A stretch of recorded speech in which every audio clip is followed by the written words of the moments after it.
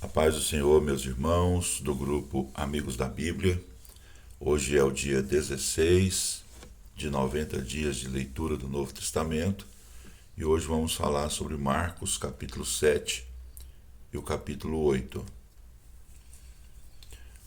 O capítulo 7 deve despertar interesse especial nos leitores de Marcos, já que nele Jesus responde a duas questões importantes a respeito dos gentios. A primeira questão é: os gentios contaminam os judeus? Capítulo 7, versículo 1 a 13. É evidente que a visita dos escribas e dos fariseus era uma investigação oficial do Sinédrio. O Sinédrio era o tribunal superior que julgava as causas civis e religiosas do povo judeu. E eles estavam investigando se Jesus estava violando as tradições do sábado. Eles agora o vigiavam de perto para ver o que mais Jesus faria.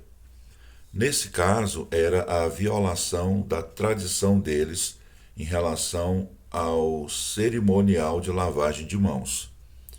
Esse ritual não dizia respeito à higiene, pois era puramente um cerimonial a fim de que os judeus se livrassem de qualquer contaminação acidental que contraíssem por parte dos gentios ou samaritanos. A tradição não é necessariamente coisa ruim, mas quando tem mais autoridade do que a própria palavra de Deus, então ela se torna algo ruim. Jesus menciona que o maior perigo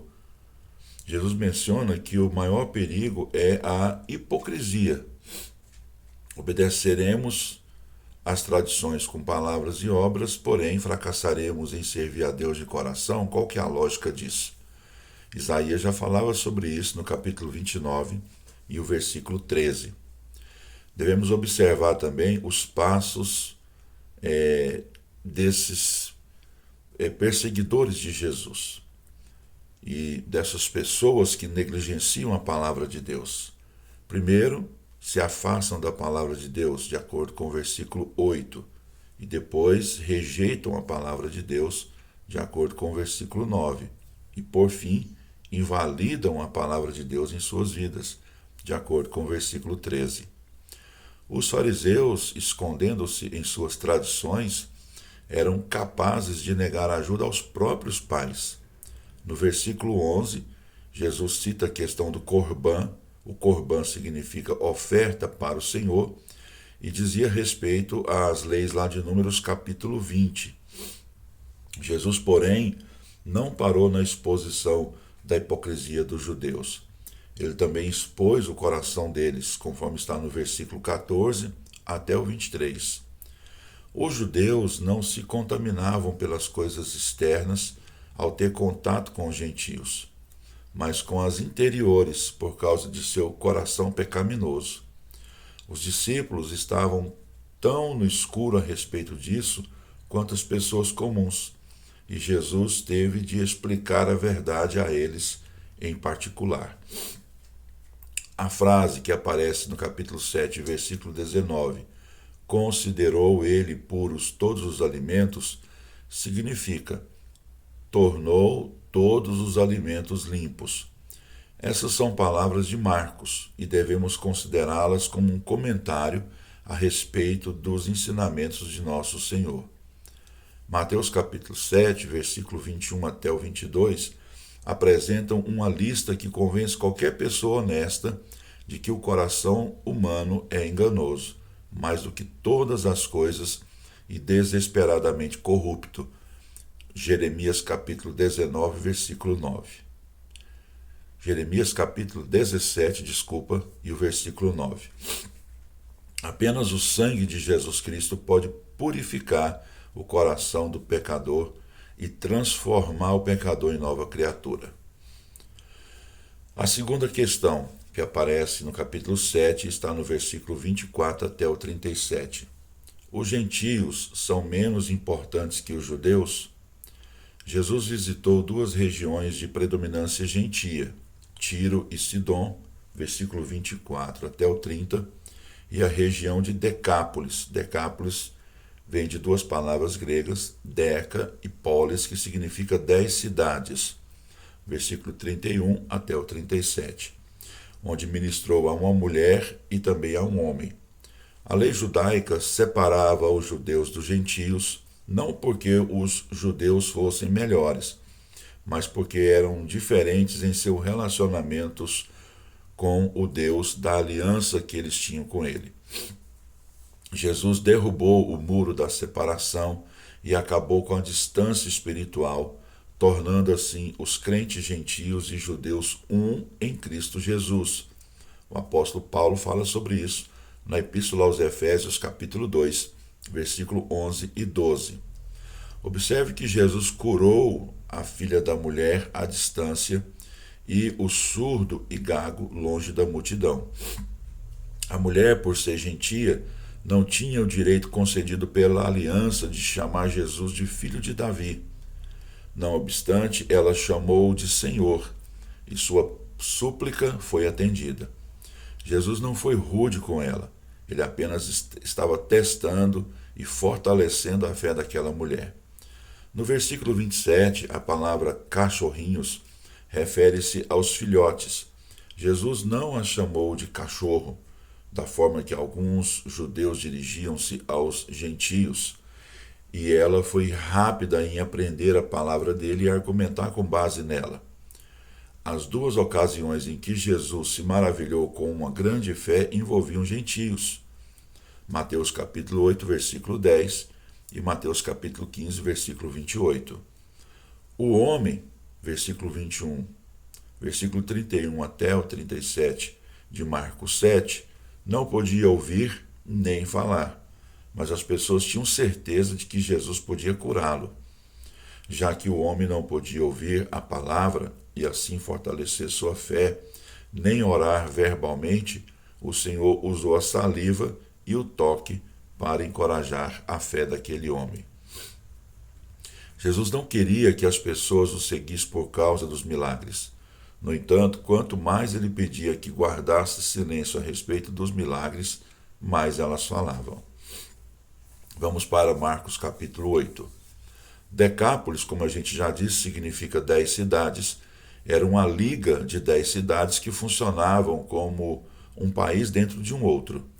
Essas cidades tinham exército, sistema judiciário, moeda corrente próprios e desfrutavam de um alto nível de cultura gentia. Esse capítulo descreve os eventos que aconteceram na região de Decápolis enquanto Jesus ministrava aos gentios. Do versículo 1 até o versículo 9 de Marcos 8, a gente tem ali um relato sobre a compaixão.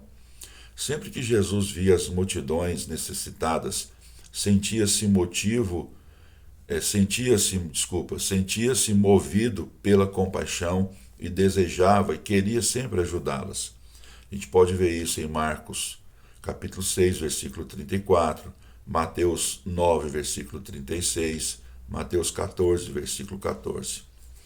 Não devemos concluir esse milagre, não devemos confundir esse milagre com o relatado em Marcos capítulo 6, versículo 32 ao 44, pois cada um tem as suas próprias características.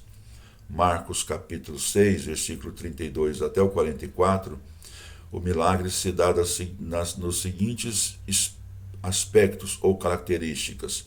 Eram 5.000 pessoas, maioria de judeus, estavam com Jesus já tinha um dia. Aconteceu na Galileia, foram 5 pães e 2 peixes multiplicados, e sobraram 12 cestos pequenos. Já de Marcos capítulo 8, versículo 1 até o 9, que é o que a gente está estudando aqui agora, o milagre se deu com as seguintes características. Eram 4.000 pessoas, a maioria de gentios, estavam com Jesus já tinha 3 dias, aconteceu perto de Decápolis, multiplicaram-se através de 7 pães e alguns peixes, e sobraram 7 cestos cheios de sobras ali de 7 pães e de alguns peixes. Vamos agora para o versículo 10 até o 21, que fala sobre preocupação. Jesus e seus discípulos retornam à Galiléia e encontram-se com os fariseus, e estes querem um sinal do céu. A única resposta dele, de novo, foi deixá-los embarcar para a margem, foi deixá-los e foi embarcar para a margem oriental. Jesus faz com que os discípulos partam com tanta pressa que se esquecem de levar pão, e isso acarreta uma discussão a respeito de quem era o culpado desse esquecimento. Jesus usa essa discussão a respeito do pão para alertar os discípulos contra os falsos mestres. Ele compara os falsos mestres ao fermento. Ele é pequeno, mas poderoso e cresce com rapidez. Os 12, como judeus, estavam familiarizados com o simbolismo do fermento da Páscoa. A hipocrisia, Jesus diz que é o fermento dos fariseus. Do versículo 22 até o 26 de Marcos capítulo 8, nós temos aqui o assunto da condenação em questão. Nesses versículos do 22 ao 26, vamos falar aqui sobre o segundo dos dois milagres relatados por Marcos apenas. O outro é o da cura do surdo e gago, capítulo 7, versículo 31 ao 37. Nas duas ocasiões, Jesus afastou a pessoa da multidão. Aqui ele a leva para fora da cidade. Por quê? Ele queria evitar publicidade por um motivo, para deixar a cidade saber que estava sob julgamento de Deus. Esse é o único milagre gradual que qualquer dos 4 evangelhos apresenta. De acordo com o registro do evangelho, Jesus curou pelo menos 4 cegos, e em cada uma dessas curas a abordagem foi diferente.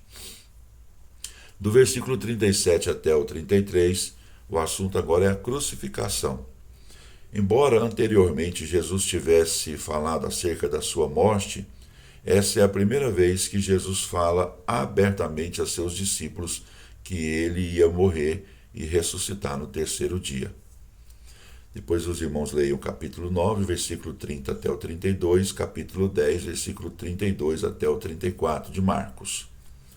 Do versículo 34 até o 38 do capítulo 8 de Marcos, nós temos aqui o assunto que é a consagração. Tornamo-nos filhos de Deus ao crer em Cristo e confessá-lo como Filho do Senhor, que morreu por nós na cruz e ressuscitou. Tornamo-nos discípulos de Jesus Cristo ao nos entregar totalmente a Ele, ao tomar nossa cruz e seguirmos o Senhor.